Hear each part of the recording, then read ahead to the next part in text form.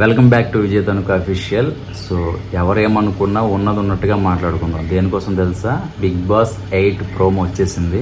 చాలా బాగుంది, చాలా చక్కగా ఉంది. ఎక్కువ హడావుడి లేకుండా ఒక 8 ప్రోమో అనేది, ఒక సింబల్ అనేది లోగో మనకి రివీల్ చేయడం జరిగింది. సో బిగ్ బాస్ 8 ప్రోమో గురించి ఎక్కువ మాట్లాడకుండా అసలు విషయం గురించి మాట్లాడుకుందాం. చాలామంది బిగ్ బాస్లో బాగా ఎక్కువ కోరుకునేది ఏంటంటే కంటెస్టెంట్స్ ఎవరు, అసలు నాగార్జున గారి కాస్ట్యూమ్ కోసం ఎక్కువ ఎదురు చూస్తూ ఉంటారు. ఎందుకంటే నాగార్జున గారు ప్రతిసారి ప్రతి ప్రోమోలో కూడా ఒక ఆ డ్రెస్సింగ్ చాలామంది డిఫరెంట్గా ఎలా తయారు చేస్తారా బాబు, ఎప్పటికప్పుడు మంచి డిఫరెంట్గా షర్ట్లు కానీ ప్యాంట్లు కానీ ఇవన్నీ కూడా లుక్స్ బాగుంటాయి అని చెప్పేసి చాలామంది వెయిట్ చేస్తూ ఉంటారు. సో ఈసారి అయితే మాత్రం చాలా డిఫరెంట్గా నవమన్మధుడు ఎంట్రీ ఇవ్వబోతున్నాడు అనేది ఒక అంచనా అయితే ఉంది. సో రెండోది ఏంటంటే అసలు ఉల్టా పుల్టా అనేది ఉందా, అసలు మళ్ళీ సీజన్ 7 లాగా కూడా మళ్ళీ ఇలా ఉల్టా పుల్టా అని చెప్పేసి అంటే ఎలిమినేట్ అయిన వాళ్ళు కూడా మళ్ళీ రీఎంట్రీ అవ్వడం కానీ మళ్ళీ అలాంటి ఉంటే అది అంత కిక్ అవ్వట్లేదు. చెప్పాలంటే ఏంటంటే అంటే రేటింగ్ కోసం, అంటే ఆ మనిషి ఎలిమినేట్ అయిపోయినా కూడా సో తనకి ఎక్కువ బజ్ ఉంది కాబట్టి మళ్ళీ తనని తీసుకోవాల్సి వచ్చింది. సో అలాంటి లేకుండా పర్ఫెక్ట్గా జెన్యున్గా గేమ్ ఎవరు ఆడుతున్నారో సో వాళ్ళు హౌస్లో ఉంచి సో అక్కడ ఎవరు తేడా చేసినా ఎలిమినేట్ అయిపోతున్నారు. అలా ఉంటేనే బాగుంటుంది. సో నాకంటే అనిపించింది ఏంటంటే చాలామంది యూట్యూబర్స్, సద్దాం గారు వస్తున్నారు, ఆర్పి గారు వస్తున్నారు, కుమారి ఆంటీ వస్తుంది, బరెల్లాకు వస్తుంది, యూట్యూబర్స్ చాలామంది వస్తున్నారని చెప్పేసి మనకి వాళ్ళ ఊహాగానాలు ఏంటో నాకైతే అర్థం కావట్లేదు. కానీ అఫీషియల్గా నిజంగా ఇందులో మాత్రం మనం అనుకున్నది అయితే జరగదు. కొంతమంది ఉంటారు, ఆర్పి అన్న ఉంటాడు, డెఫినెట్గా ఆర్పి అన్న ఉంటాడని నేను అనుకుంటున్నా.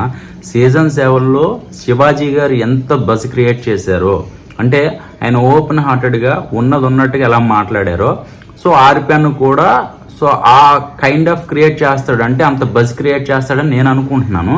సో ఒకవేళ విన్ అయినా అవ్వకపోయినా తనైతే మాత్రం ఒక మంచి గుర్తింపు తెచ్చుకుంటాడు. ఎందుకంటే ఈ మధ్యకాలంలో మనం సోషల్ మీడియాలో ఆర్పిఎన్ చూస్తున్నాం ఎలా ఉంటుందో ఏంటనేది. జబర్దస్త్లో కానీ లేకపోతే ఈ మధ్యన షోస్లో కానీ ఏం చేశాడు, ఆ చేపల పులుసు అని కొంత తనకంటూ ఒక గుర్తింపు ఉంది. సో ఈ మధ్యకాలంలో ఇంకా ఆర్పి అన్న అంటే ఇంకా ఒక రేంజ్కి వెళ్ళిపోయాడు, అది యూట్యూబ్ పరంగా. సో దానికోసం చాలామంది ఆర్పి అంటే తెలియని వాళ్ళు లేరు కాబట్టి శివాజీ గారు ప్లేస్ని తన ఒక స్థాయికి తీసుకెళ్తాడని నేను అనుకుంటున్నాను. సో ఒకవేళ విన్ అయ్యాక ఎవరు విన్ అవుతారు అనేది కొంచెం అంచనాలు ఉంటాయి కదా ఎవరికైనా సరే. బాగా యూట్యూబర్స్ విన్ అవుతారా, లేదా కుమారి అంటే విన్ అవుతుందా, లేకపోతే ఇంకెవరు విన్ అవుతారు అనేది కొన్ని కారణాలు ఉంటాయి. అంటే ఎక్కువ పేరు వచ్చేస్తే వాళ్ళు విన్ అవ్వాలని రూల్ ఏం లేదు. సో లైట్గా గేమ్ కొంచెం బజ్ పెరుగుతూ ఇంట్రెస్టింగ్ పెరుగుతుంది. ఎందుకంటే ఒక 4-5 ఎపిసోడ్ల వరకు మనకి గేమ్ అస్సలు అర్థం కాదు, ఎవరికి అర్థం కాదు. సో తర్వాత అసలు లైన్లో పడుతుంది. ఒకవేళ బిగ్ బాస్ స్టార్ట్ అవుద్ది, ఏ టైంలో స్టార్ట్ అవుద్ది అని కొంతమందికి ఉంటుంది కదా డౌట్ అనేది. చాలామంది సెప్టెంబర్ 8, 9, 10 ఈ మధ్యలో జరుగుద్ది, ఓపెనింగ్ అవుతుంది, సో అప్పుడు స్టార్ట్ అవుతుంది అని చెప్పి చాలామంది అంటున్నారు. కాబట్టి నాకు తెలిసిన సమాచారం అయితే పక్కాగా 9 అనుకుంటున్నాను నేను.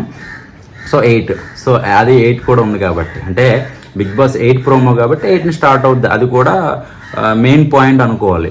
నాకు అనిపించింది ఏంటంటే బిగ్ బాస్ హోస్ట్గా, అంటే ఎవరు యాంకరింగ్ చేస్తారు, హోస్ట్గా ఎవరు చేస్తారంటే చాలామంది ఏమంటున్నారంటే పల్లవ్ ప్రశాంత్ విన్ అయ్యాడు కాబట్టి పల్లవ్ ప్రశాంతే హోస్ట్గా చేస్తాడు అనుకుంటున్నాను. కానీ 99% తనకి అంత ఎక్స్పీరియన్స్ లేదు యాంకరింగ్ కానీ, ఎలా మాట్లాడాలి ఏంటి అనేది కొంచెం తక్కువే కాబట్టి శివాజీ గారు నేను అనుకుంటున్నాను. శివాజీ గారికి షూటింగ్స్ ఉన్నాయి, సో ఆయన ఫోన్ మూవీస్ ఉన్నాయి, బయట సినిమాలు కూడా ఉన్నాయి కాబట్టి, లేదంటే అమర్ కూడా చాలా బాగా చేస్తారు అనుకుంటున్నాం. శివాజీ గారు, అమర్ నేను అనుకునేది ఏంటంటే హోస్ట్గా వాళ్ళు చేస్తారని నేను అనుకుంటున్నాను. సో ఆర్పి అన్న, సద్దాము, తర్వాత జబర్దస్త్ నరేష్, అంటే ఆయన సీజన్ 7లోకే రావాలి. ఆయనకి దుబాయ్ సంథింగ్ ఏదో ఈవెంట్ ఉండడం వల్ల ఆయన అప్పుడు సీజన్ 7కి రాలేకపోయాడు. ఈసారి వస్తున్నాడు అంటే బుల్లెట్ భాస్కర్ అన్న కూడా వస్తున్నారని చెప్పి అంటున్నారు. కానీ నేనైతే మాత్రం ఒకటే పక్కాగా సమాచారం అంటే ఎవరు వస్తున్నారనే తెలిసేదాకా నేను ఒక లిస్ట్ అవుట్ నేను నెక్స్ట్ వీడియోలో నేను పెడతాను, ఎవరు వస్తున్నారని కరెక్ట్గా వచ్చేస్తుంది. ఎందుకంటే నా యూట్యూబ్ ఛానల్ కోసమో లేకపోతే నా కోసమో నేను తెలియని విషయాలు నేను చెప్పదలుచుకోలేదు. పక్కా సమాచారం ఉంటే కనుక నేను చెప్తాను మీ అందరికీ కూడా. సో బిగ్ బాస్లో చాలామంది తెలియని వాళ్ళు, ఐ మీన్ కొంతమంది మనకి తెలియని వాళ్ళు, అంటే బిగ్ బాస్ బాగా చదువుకున్న వాళ్ళు చూస్తున్నారు. అబ్బా చాలామంది విలేజ్లో ఉన్న వాళ్ళకి బిగ్ బాస్ చూస్తారు. సో చిన్న టైమింగ్ వస్తుంది కదా, సమయం 9:43 అయింది, ఇప్పుడైనా ఒక మ్యూజిక్ వస్తుంది, అంటే ఒక ఆర్ఆర్ వస్తుంది. ఆర్ఆర్ వచ్చేసరికి అసలు బిగ్ బాస్ ఎప్పుడు స్టార్ట్ అవుతుంది, ఎప్పుడు ఎండ్ అవుతుంది, అంటే ఈ బిట్లు ఏంటనేది చాలామందికి చిన్న ఆలోచన వస్తుంది. అంటే నేను అర్థం కాదు, నేను వాళ్ళందరికీ అర్థమయ్యేది ఏంటంటే బిగ్ బాస్ చూసే వాళ్ళకన్నా రివ్యూస్ ఎక్కువ చూస్తున్నారు. సో రివ్యూ ఏంటంటే పలానా టైంకి ఓ విజేత అనుకునే ఒక ఆయన వచ్చి ఒక రివ్యూ ఇచ్చేస్తున్నాడు, లేకపోతే వేరే వాళ్ళు ఇచ్చేస్తున్నారు. దానివల్ల ఎవరు గేమ్ బాగా ఆడుతున్నారు ఏంటనేది ఒక అభిప్రాయం ఉంది. కానీ బిగ్ బాస్లో అదొక్కటే చిన్న రిమార్క్ అండి, ఏ టైంకి ఏ స్టార్ట్ అవుతుంది, ఆ సమయాల గురించి మాట్లాడతారు. ఆ సమయం వాళ్ళ సమయం వాళ్ళకే తెలియదు. సో ఈ సమయాల గురించి మాట్లాడేసరికి కొంచెం అది ఆ సెగ్మెంట్ మారిస్తే బాగుండని నా చిన్న అభిప్రాయం అనమాట. సో బిగ్ బాస్ కొన్ని మైక్స్ ఉంటాయి కదా, ఐ మీన్ మైక్లు బ్యాటరీస్ అయిపోయినా ఏదైనా ఉంటాయి కదా, సో ప్రతిదీ లోడెడ్గా ఉంటుంది. నాకు తెలిసి ఈసారి బిగ్ బాస్లోకి వెళ్ళిన వాళ్ళు సో కొన్ని అగ్రిమెంట్స్ ఉంటాయి కదా, బిగ్ బాస్ యాజమాన్యానికి ఒక అగ్రిమెంట్స్ ఉంటాయి. సో ఆ అగ్రిమెంట్స్ లోపలికి వెళ్ళాక లోపల విషయాలు బయటికి చెప్పకూడదు. సో అది రూల్ అనమాట. నాకు తెలిసింది ఏంటంటే ఒకవేళ మైక్స్ కానీ మన పక్కన పెట్టేసి మనం వాష్రూమ్కి వెళ్ళినా కూడా వాయిస్ వస్తుంది. అది మాత్రం మీరు మర్చిపోవద్దు. అంటే నాకు తెలిసిన వాళ్ళు చాలామంది బిగ్ బాస్కి వెళ్తున్నారు, పేర్లు చెప్పాల్సిన అవసరం లేదు, చాలామంది వెళ్తున్నారు, వాళ్ళకి తెలుసు, చెప్తారు. కానీ ఏంటంటే మనం బయట ఉండే ఆలోచించుకునేదానికి అక్కడ సందర్భం బట్టి మనం నిజంగా మర్చిపోతాం, ఏదో పుసుకుని ఏదో మాట్లాడేస్తాం, అది రికార్డ్ అయిపోతుంది.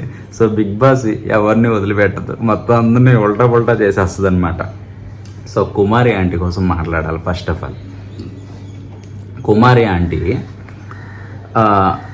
మీది 1000 రూపాయలు అయ్యింది, 2 లివర్లు ఎక్స్ట్రా అన్న మనిషి ఒక యూట్యూబర్ ఏమని అడిగాడంటే, ఏమండి మీరు బిగ్ బాస్కి వెళ్తారంటే ఏంటి బిగ్ బాసా అంటే నేను అక్కడ ఏం చేయాలి, వంటలు చేయాలన్న మనిషి ఈ రోజున బిగ్ బాస్ అంటే వెళ్ళిందా లేదని పక్కన పెడితే ప్రతి ఒక్క యూట్యూబ్లో కానీ చాలామంది అనుకునేది ఏంటంటే బిగ్ బాస్ తను వెళ్తుంది.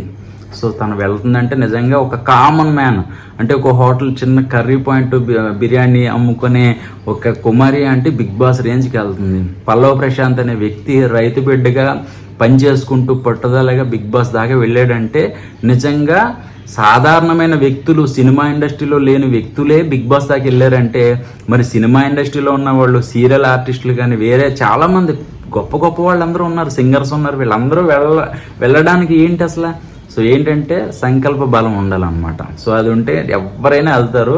నాకు నచ్చింది ఏంటంటే బిగ్ బాస్ 7లో చాలా అంటే ఎవరు ఊహించిన విధంగా ఒక మైలురాయిలాగా నిలిచిపోయింది అంటే బిగ్ బాస్ సీజన్ 7. ఎందుకంటే అసలు బిగ్ బాస్ చరిత్రలోనే అంత బజ్ క్రియేట్ అయింది ఎవరి వల్ల అంటే పల్లవ ప్రశాంత్. ఎందుకంటే అంతమంది జనం వచ్చారు, అంతమంది ఆదరించారు, అంతమంది విన్ చేశారు. కానీ బాధాకరమైన విషయం ఏంటంటే అది మళ్ళీ 8లో రిపీట్ అవ్వకూడదని నేను చెప్తున్నాను. అలాంటి గొడవలు కానీ అంత క్రౌడ్ కానీ చాలా పక్కా ప్లాన్గా మా యాజమాన్యం అనేది జాగ్రత్తలు తీసుకుంటే చాలా మంచిదని నేను అనుకుంటున్నాను. ఎందుకంటే ఎవరికి ప్లానింగ్ లేకుండా వాళ్ళకి తెలియకుండా అనవసరంగా ఏం జరిగిందో మీ అందరికీ తెలుసు.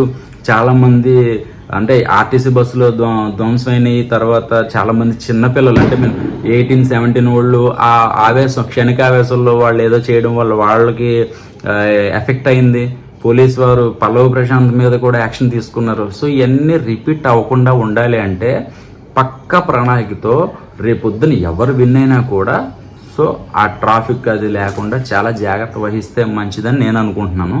సో ఎనీవే నేనైతే మాత్రం ప్రతి వీడియో కూడా చక్కగా అన్నీ తెలుసుకుని మీ అందరికీ నచ్చేటట్టు ఫస్ట్ ఆఫ్ ఆల్ సోది లేకుండా ఉన్నట్టుగా చిన్న వీడియో అయినా సరే ఇంత ల్యాగ్ లేకుండా, అంటే చిన్న పాయింట్ పట్టిన ఇంత పొడుగు సాగతీయకుండా పక్కగా చెప్పేస్తాను. ఇది జస్ట్ ఇంట్రడక్షన్ అనమాట. నేను ఇచ్చేది ఏంటంటే నేను స్టార్ట్ చేస్తున్నాను, ఇంకా లైన్లో పడుతుంది. మన బిగ్ బాస్ 8 కోసం ప్రతి ఒక్క విషయం కూడా క్షుణ్ణంగా మీ అందరికీ తెలియజేయడానికే నేనున్నాను. సో మీరందరూ కూడా నన్ను బిగ్ బాస్ 7కి ఎంతైతే ఆదరించారో, ప్రతి వీడియోకి మీరు ఎంత సపోర్ట్ చేశారో నాకు, ఇక నుంచి బిగ్ బాస్ 8 నుంచి మీ ముందు ఉంటా, ఉన్నది ఉన్నట్టుగా మాట్లాడతా. Okay, thank you, bye. అలాగే ఛానల్ సబ్స్క్రైబ్ చేయడం మాత్రం మర్చిపోవద్దు. Vijay Tanuku official. Thank you.